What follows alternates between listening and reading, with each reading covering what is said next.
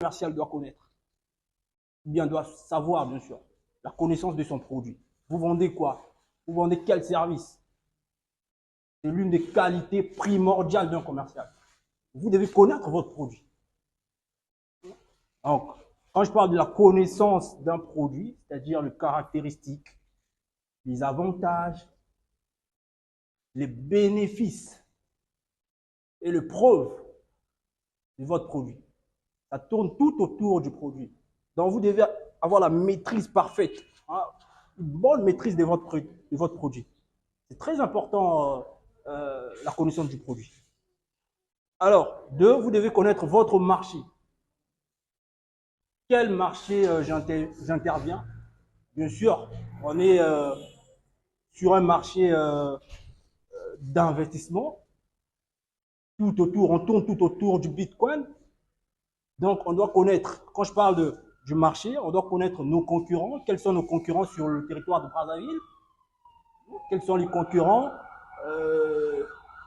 déjà, par rapport aux produits que nous offrons à la population congolaise?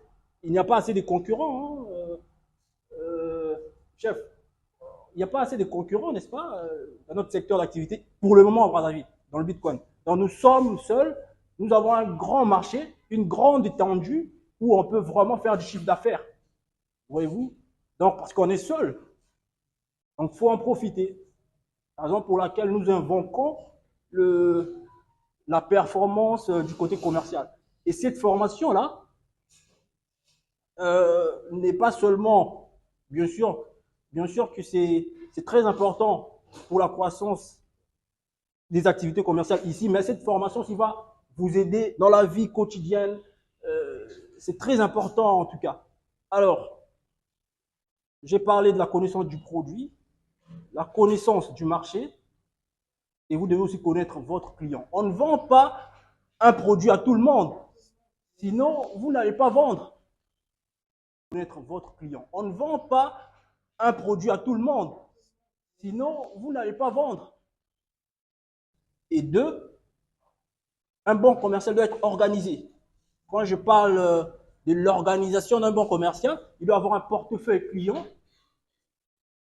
Il doit avoir un portefeuille client où il va lister le nom, le prénom, le numéro de téléphone, les coordonnées d'une manière générale du potentiel client ou bien du prospect. Voyez-vous. Alors, on va aller très rapidement pour gagner en temps. Sans doute, le troisième point, plutôt le quatrième point, ok, un commercial ou bien un bon commercial doit avoir des compétences en communication. Vous devez être un excellent communicateur. Vous devez dégager de l'énergie lorsque vous communiquez. Devant un potentiel client, ne tremblez pas, soyez zen, comme on dit, soyez vraiment à l'aise devant un potentiel client. Donc, c'est très important lorsque vous communiquez avec le client, l'échange, cet échange-là. Hein, cet échange-là, c'est tellement important. Il faut avoir l'écoute active. Hein, l'écoute active. Vous écoutez très bien le client pour savoir vraiment quel est son besoin en fait. Quel est son besoin? Vous écoutez attentivement et repérez immédiatement le besoin, les désirs, ce qui sort vraiment du cœur du client. Voyez-vous? Donc, un excellent communicateur, c'est-à-dire du point de vue oral, c'est-à-dire la bouche, et du point de vue écoute, l'oreille. Vous dégagez de l'énergie lorsque vous parlez, vous écoutez aussi attentivement afin de repérer les besoins, les désirs. Ça fait partie des qualités d'un très bon commercial. Alors, on passe au cinquième point. Il doit être actif. Hein, il doit être actif,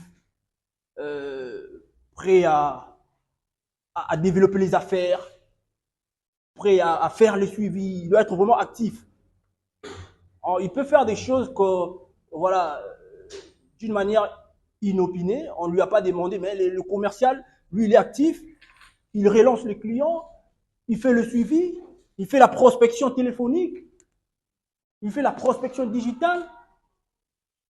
Voyez-vous? Donc, il doit être actif.